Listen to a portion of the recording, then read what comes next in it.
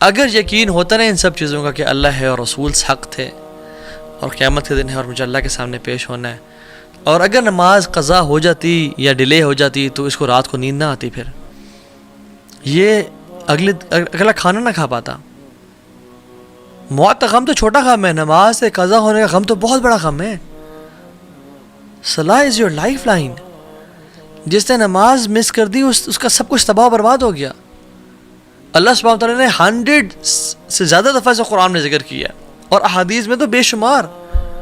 قرآن آپ کھولیں 2nd page پہ سورہ بقرہ، ذَلِكَ الْكِتَابُ لَا رَيْبَ فِيهِ هُدًى لِلْمُتَّقِينَ الَّذِينَ يُؤْمِنُونَ بِالْغَيْبِ وَيُقِيمُونَ الصَّلَاةَ، جو غیب پہ ایمان رکھتے ہیں اور نماز پڑھتے ہیں، اور نماز کو قائم کرتے ہیں۔ صرف پڑھتے نہیں ہیں، قائم کا مطلب یہ کہ ٹائم پہ پڑھنا، باجماعت پڑھنا، صحیح وضو کے ساتھ پڑھنا، مسجد جاتے ہوئے زینت اختیار کرنا۔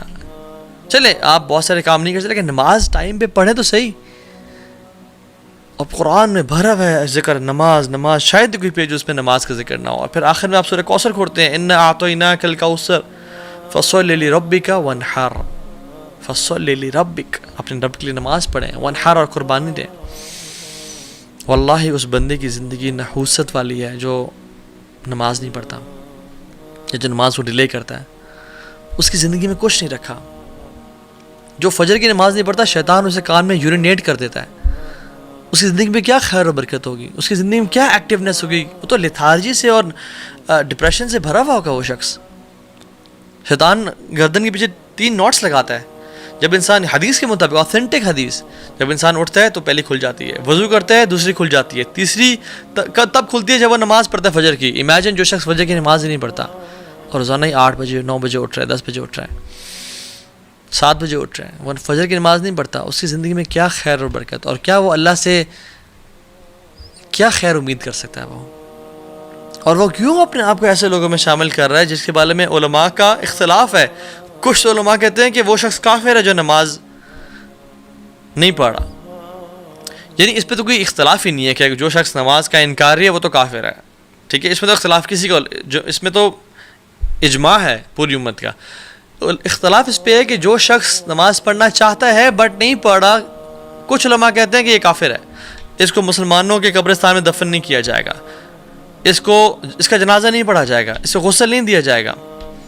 اور علماء تو یہ بھی کہتے ہیں کہ اس کو جب اس کی موت ہو نا تو دور کسی صحرا یا دور کسی جگہ میں گڑھا کھود کے اس کو وہاں پھینک کے آ جایا جائے۔ اور دوسرے علماء کیا کہتے ہیں کہ کیا یہ بڑا نیک انسان ہے؟ نہیں، جو اختلاف ہے وہ ہے کہ یہ بہت بڑا کافر نہیں ہے تو فاجر ہے۔ دوسرے جو علماء کہتے ہیں کہ یہ فاجر ہے، بڑا گناہ گار ہے۔ کیا میں اور آپ اپنے آپ کو ایسے اسٹیٹمنٹ ڈالنا چاہتے ہیں جس کے بارے میں علماء، ایک گروپ آف علماء، اسکالرز، بڑے بڑے اسکالرز کہہ رہے ہوں کہ وہ کافر ہے، اور ایک کہہ رہے ہیں نہیں کافر نہیں ہے تو فاجر ہے، بہت بڑا گناہ گار ہے، بدبخت انسان ہے؟ اللہ اکبر، اللہم لا تجعلنا منہم، یا رب مجھے اور دیکھنے والوں میں سے کسی کو ایسا لوزر نہ بنانا۔ محمد بن قاسم رحمہ اللہ جب اس ایریا میں آئے تھے نا، سب کانٹیننٹ کو فتح کیا تھا انہوں نے، اور جب انہوں نے اسلام کو پھیلایا تھا تو ہمارے گریٹ گرینڈ فادر نے اسلام قبول کیا تھا، تو آج ہم مسلمان ہیں۔ اور انہوں نے کتنی قربانی دی تھی اسلام کو قبول کرنے کے لیے، ہمیں معلوم نہیں اس بات کا۔ اگر ان کو بتا دیا جائے کہ آپ کی آنے والی نسلوں میں سے کوئی شخص ایسا ہوگا جو نماز مس کرے گا فجر کی، جو عشاء نہیں پڑھے گا، جو کبھی کبھی عصر سکپ کر دیا کرے گا، ان کو یقین آئے کہ میری اولاد ایسے ہو سکتی ہے جو نماز نہ پڑھے۔ نماز کو مس کرنا تو انسان، ایک مسلمان امیجن نہیں کر سکتا نا۔ یوسف علیہ السلام کی جو خوبصورتی ہے نا، جس نے نہیں دیکھی وہ یوسف علیہ السلام کی خوبصورتی کو مس بھی نہیں کرتا، اور جس نے نماز پڑھنے کی میں لذت کو نہیں دیکھا وہ نماز پڑھنے کو پھر مس بھی نہیں کرتا۔ نماز میں ایک ایڈکشن ہے، ایک لذت ہے، یہ ایک نشہ ہے جو مسلمان کو نصیب ہوتا ہے۔ بٹ میں اور آپ کیسے ہیں؟ ہمیں کب نصیب ہوا؟ ہم تو بس سر سے اتارنے والی بات کر رہے ہوتے ہیں۔ ابو عامر ابن اعلیٰ نماز پڑھا رہے تھے، وہ اکثر نماز نہیں پڑھا رہے تھے رحمہ اللہ، تو ایک دفعہ نا مجبوری میں کسی سب نے ان کو آگے کر دیا کہ آپ پڑھائیں، تو ان نے پیچھے مڑے، جیسے حرم کے امامین اور جو امام نماز پڑھا تو کہتے ہیں نا استووا واعتدلوا، ٹھیک ہے، تو انہوں نے کہا استووا، سیدھے ہو جاؤ، straight straight up, straighten your lines. تو وہ بے ہوش ہو گئے. ان کو اگلے دن ہوش آیا, اور جب لوگوں نے کہا کہ آپ بے ہوش کیوں ہو گئے, اوتھینٹک واقعہ ہے, انہوں نے کہا کہ جب میں نے کہا نا سیدھے ہو جاؤ, تو مجھے خیال ہے کہ قیامت کے دن اللہ تعالیٰ مجھ سے سوال نہیں کریں گے کہ اے ابو عامر, تو کبھی سیدھا نہیں ہوا میرے سامنے, تو لوگوں کو کہہ رہا سیدھا ہو جا. What position do you have to call people be straight in lines when you were not straight in front of me. حالانکہ وہ اتنے نیک لوگ تھے اور وہ بے ہوش ہو گئے. میں اور آپ, ہم کتنے ٹیڑھے ہیں اللہ کے سامنے. ہماری تنہائیاں کیسی ہیں, ہماری پبلک لائف کیسی ہے, ہمارے دوستوں کے ساتھ کنورسیشنز کیسی ہیں, ہمارے واٹس ایپ چیٹس اور انسٹاگرام کے ڈیمز کیسے ہیں.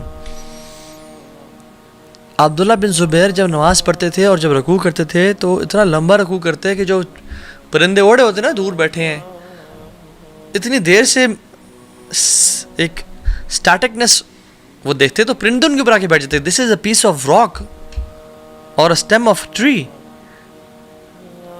اور جب وہ گھر میں آتے تو سب ان کے آنے سے خاموش ہوتے کہ ایک سائلنس, ایک روپ تھا ان کا.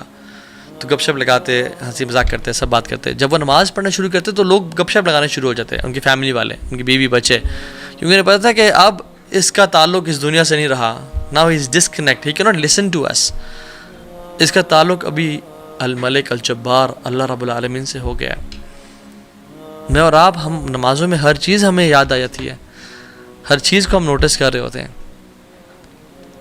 عمر ابن خطاب رضی اللہ تعالیٰ عنہ جب وہ نماز پڑھے تھے اور ایک کافر مجوسی لعنت اللہ علیہ ابو لؤلؤ نے ان کو سٹیب کیا اور ان کا یہ والا پورشن کھول دیا, حتیٰ کہ جب وہ اس کے بعد دودھ پلایا گیا تو دودھ یہاں سے نکل آیا.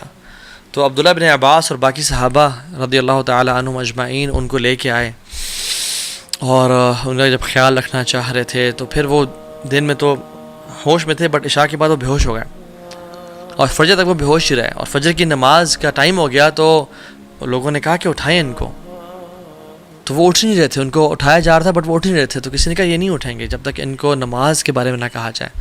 اللہ اکبر. تو انہوں نے کہا کہ امیر المؤمنین الصلاۃ یا امیر المؤمنین. تو میرے خطاب فوراً سے اٹھ گئے اور کہا نعم لا حظ فی الاسلام لمن ترک الصلاۃ یا اللہ. کہتے ہاں, اسلام میں اس بندے کا مقام ہے ہی نہیں جو نماز نہیں پڑھتا. ہی is not a Muslim who doesn't پرے. اور نماز پڑھنے کے بعد سون آفٹر ہی پاسڈ اوے, اللہ اکبر, لا حظ فی الاسلام لمن ترک الصلاۃ. وہ اس کا دین سے کوئی تعلق ہی نہیں جو نماز نہیں پڑھتا. اور وہ ان کی زندگی تھی, their صلاح was their life. ان کے تمام کام نماز کے اراؤنڈ اسکیجول کرتے تھے, اور ہماری نمازیں کاموں کے اراؤنڈ اسکیجول ہو رہی ہوتی ہیں. Imagine, سبحان اللہ, sometimes I think if you love someone like crazy, آپ بہت پیار کرتے ہیں اس جس سے بھی وہ ہے, چاہے وہ حلال ریلیشن ہے یا حرام ہے, ولیعوذ باللہ, اللہ ہمیں ان میں سے بچائے. And they visit your city and you get a chance to meet them 5 times a day at different times. Would you miss it? اور وہ کہا جائے کہ آپ نے 5 دفعہ ملنا ہے, اچھا ڈیوریشن آپ پہ ڈیپینڈ کرتی ہے جتنا لمبا ملنا ہے. آپ تو پہلی بات مس نہیں کریں گے. You would definitely go and spend time, اور آپ نے اکیلے ملنا ہے ان سے. You would definitely spend time alone with them and you would not like to move from there. سارا دن کٹھے گزر جائے. Do we love Allah subhanahu wa ta'ala? Yes, we claim to love Allah subhanahu wa ta'ala, but do we in fact love Allah subhanahu wa ta'ala? جیسے میں نے بہت پہلے ایک بات کی تھی کہ, اور کسی کو میں نے سنا تھا کہ جیسے ہمارے گھر میں نا مہمان ہوتے ہیں. ایک مہمان وہ ہوتے ہیں کہ جب وہ گھر آتے ہیں نا, کزنز ہیں, کچھ اچھے دوست ہیں, پرانے دوست ہیں, بہت جگری یار ہیں, بڈیز ہیں. جب وہ باہر آئے تو نے جانا نہیں ہے تو میرے پاس آ جاؤ, بیٹھ, کھانا کھلاتے ہیں, سرو کرتے ہیں, گپ شپ لگاتے ہیں, پرانی یادوں کو تازہ کرتے ہیں, اور کہتے ہیں نہیں ہوٹل کیوں بک کیا ہوا ہے, میرا گھر ہے نا, رات یہیں گزارو تم. We don't want them to leave. ہم چاہتے ہیں کہ ہمارے گھر میں رکیں. دوسرے مہمان وہ ہوتے ہیں کہ السلام علیکم, اہلاً و سہلاً, آ جائیں, گپ شپ لگائے, کھانا کھلائے اور سب کچھ ٹھیک ہے جی, ملاقات ہوتی ہے انشاءاللہ, مجھے بھی کہیں جانا ہے, تھینک یو سو مچ, اپنا خیال رکھیے گا. تیسرے مہمان ہوتے ہیں کہ آپ نے کیمراز میں دیکھا باہر وہ آئے ہوئے ہیں, یار وہ ان کو بول دو کہ صاحب بزی ہیں. مساجد بھی اللہ کا گھر ہے, ان المساجد للہ فلا تدعوا مع اللہ احدا، اللہ کے گھر ہے مساجد. ایک طرح کے تو وہ لوگ ہوتے ہیں جب وہ آتے ہیں نا مسجد میں تو اللہ تعالیٰ ان کو جانے نہیں ان کو جانے کی توفیق نہیں دیتے ہیں کہ تم بیٹھے رہو، تم پہلے آ جایا کرو اور دیر سے جایا کرو، اذکار کرتے رہو، قرآن پڑھتے رہو. یہ میرے قریبی لوگ ہیں، میرے خاص مہمان نہیں ہیں. دوسرے وہ لوگ ہیں جو نماز کے لیے آئے، اچھا نماز پڑھی اینڈ دین بس نکل کے فوراً سے، ٹھیک ہے تمہارا تعلق ہمارا اتنا ہی تھا، اس سے زیادہ گہرا نہیں. اور تیسرے لوگ ہیں تو ان کو دور کر دو، ان کو توفیق ہے. ہم سمجھتے ہیں ہم نماز نہیں پڑھ رہے، اللہ تعالیٰ ہم جیسے گناہ گاروں کو مسجد کی توفیق ہی نہیں دے پا رہا، اور ہمارے گناہوں نے ہمیں جکڑ کے رکھا ہے اور اس سے یہ توفیق ہم سے چھین لی ہے. If you want your salah to purify you, it depends on how much do you spend your time in purifying your salah. اگر آپ چاہتے ہیں کہ نماز آپ کو کچھ دے تو یہ ڈیپینڈ کرتا ہے کہ آپ نماز کو کتنا کچھ دے رہے ہو. نماز آپ کو پاک کرے تو آپ نے نماز کی پاکیزگی میں کتنا ٹائم انویسٹ کیا ہوا ہے. قرآن کہتا ہے ان الصلاۃ تنہی عن الفحشاء والمنکر ولذکر اللہ اکبر.